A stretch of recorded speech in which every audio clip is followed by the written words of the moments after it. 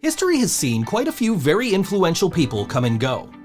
In the United States, the 1950s and 1960s were a virtual hotbed of social and political change, which gave us some of our most influential leaders. One such leader straddled that social political line like no other and has only recently received the recognition he deserves. I'm ThinkSoJoE, this is Things You Might Not Know, and today I'm going to tell you about one such leader, Bayard Rustin.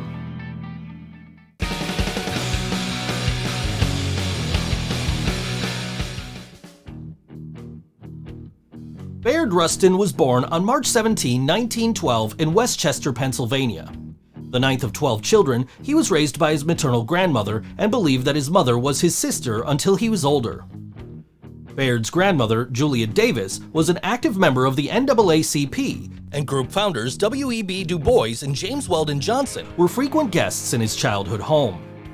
This environment led Bayard Rustin towards working with many social movements of the time, including civil rights, socialism, nonviolence, and gay rights.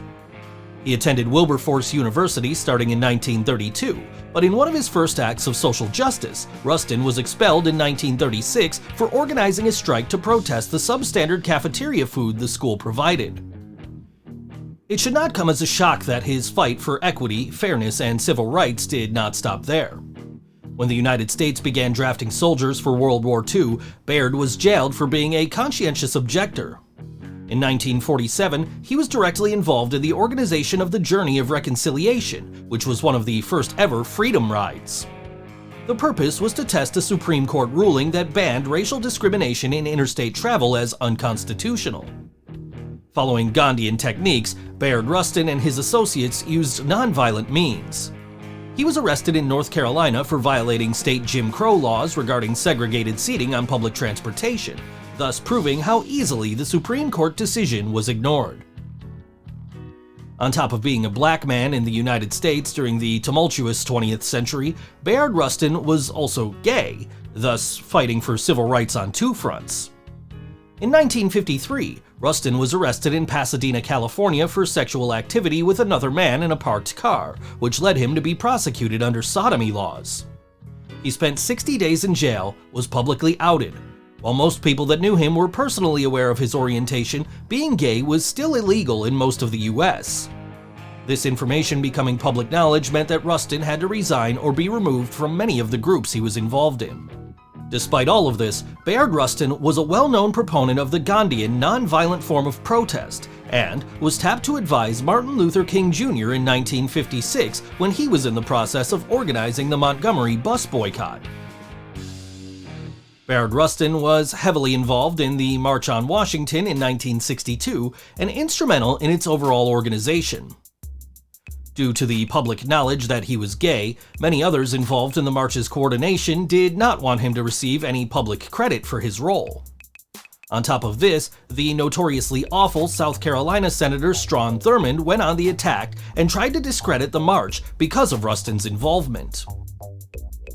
In spite of all those attempting to discredit him and the movements he was involved in, Bayard Rustin appeared on the cover of Life magazine alongside fellow March on Washington organizer A. Philip Randolph in September 1963, and was identified to the entire country as one of the leaders of the march. Rustin would continue to get involved in many protests and political movements in the following years. Some of the most prominent of these was the New York City school boycott and the push for the Democratic Party to fully embrace the Civil Rights Act of 1964. In addition, he was a big supporter of the labor movement and a push for a more social democracy. Despite his orientation as a gay man complicating his involvement throughout the civil rights movement of the 1950s and 1960s, Bayard Rustin did not enter the fight for gay rights until the 1980s. In his own words, "I was not involved in the struggle for gay rights as a youth. I did not come out of the closet voluntarily. Circumstances forced me out. While I have no problem with being publicly identified as homosexual, it would be dishonest of me to present myself as one who was in the forefront of the struggle for gay rights. I fundamentally consider sexual orientation to be a private matter. As such, it has not been a factor which has greatly influenced my role as an activist." The litany of accomplishments that Bayard Rustin accumulated over the years cannot be given full justice on this channel.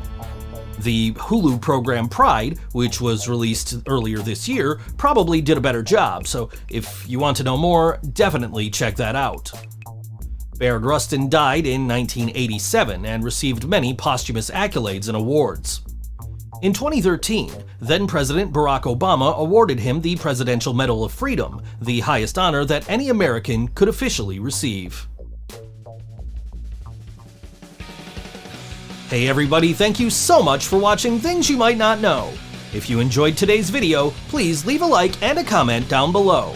Subscribe to the channel if you haven't already, and hit that bell icon so you get notified every time I post a new video. You can follow me on Facebook, Twitter, and Instagram, and you can see a playlist of Things You Might Not Know videos over here. Thanks again for watching, and I'll see you next time!